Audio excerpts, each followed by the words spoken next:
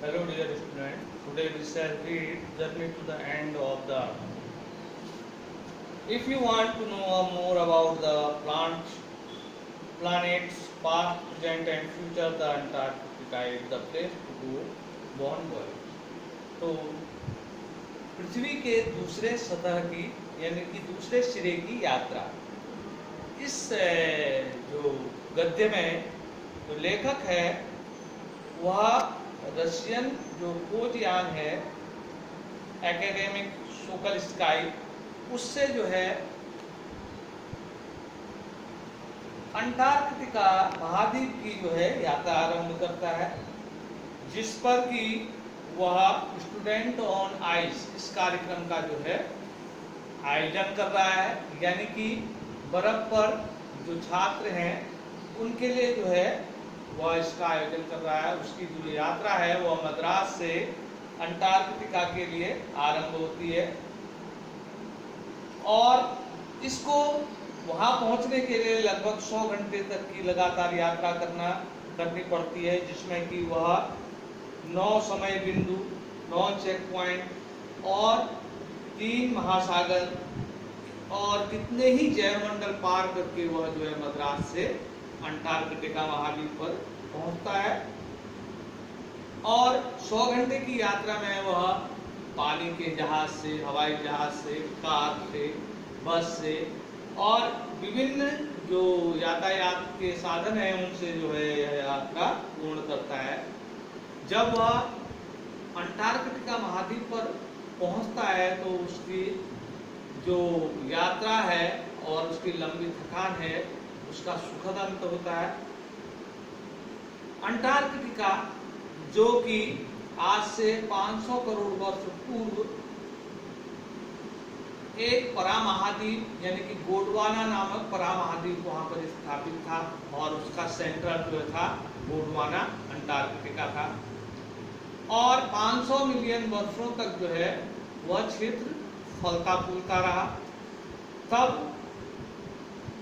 सबसे पहले वहां पर जो है फ्लोरा एंड फूना यानी कि विभिन्न जीव जंतुओं का वहां पर विकास हुआ और उसके बाद जो है डायनासोर जब विलुप्त हुए तो उसके बाद जो है स्तनधारी जीवों का जो है आगमन पृथ्वी पर हुआ और उसके बाद जो है विभिन्न प्राकृतिक जो है घटना के फलस्वरूप जो गोंडवाना था वह विभिन्न हिस्सों में बंट गया और देशों का जो है निर्माण हुआ, जिसे अभी हम वर्तमान में जैसा कि हम देखते हैं।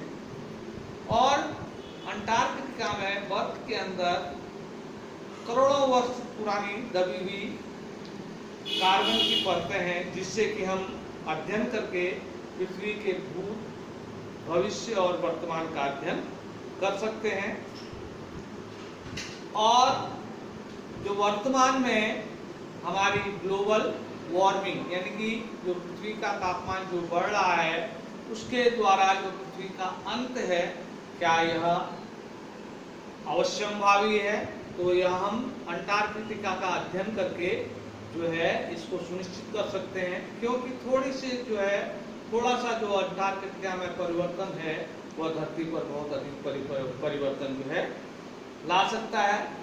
और अंटार्कटिका एक ऐसा स्थान है जहां पर मानव अभी तक नहीं पहुंचा और वहां पर सूक्ष्मदर्शी से देखे जाने वाले छोटे से छोटे जीव भी वहां पर पाए जाते हैं और वहां बर्फ के बड़े बड़े आइसबर्ग जो है वहां पर पानी पर तैरते हुए देखे जा सकते हैं।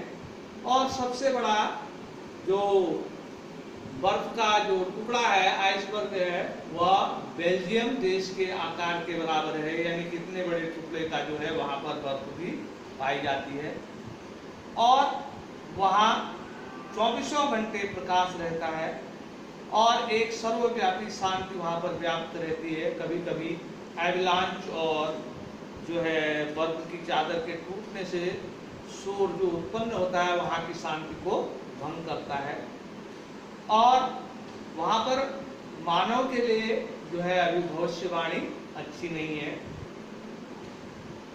पृथ्वी पर जो मानव का उदय है वह लगभग आज से 12,000 वर्ष पूर्व हुआ इससे पूर्व पृथ्वी पर मानव नहीं था। और इतने कम समय में ही, जो ग्लोबल की अगर घड़ी के अनुसार इतने कम समय में ही मानव ने धरती पर बहुत अधिक उपद्रव किए। उसने जो है शहर बनाए, महानगर बनाए, गांव बनाए, और इसके लिए उसने प्रकृति से जो है बहुत अधिक छेड़छाड़ की। मानव की बढ़ती हुई जो जनसंख्या है उसके, और उस मानव की बढ़ती हुई जनसंख्या के द्वारा जो हमारे विभिन्न जो प्राकृतिक जो गैसें हैं उनके जलाने के कारण धरती पर जो है कार्बन डाइऑक्साइड की बहुत मोटी परत जमा हो गई है, जिसके कारण की धरती का तापमान निरंतर बढ़ता ही जा रहा है। और भविष्य में इसके द्वारा जो है क्या परिवर्तन होगा, यह हम जो है अंटार्कटिका के अध्ययन से पता कर सकते हैं। क्या संपूर्ण गल्फ स्ट्रीम जलधारा जो है रुक जाएगी। हम वर्तमान में देखते हैं कि जो इंडिया है वह नॉर्थ की ओर खींच रहा है और दक्षिण अमेरिका उत्तरी अमेरिका से मिल रहा है। और स्टूडेंट ऑन आइस, यह प्रोग्राम के द्वारा जो है सोकल स्काई पर यानी कि बर्फ पर जो बच्चों की जो योजना है वह मैं सोकल स्काई पर पूरा कर रहा हूँ।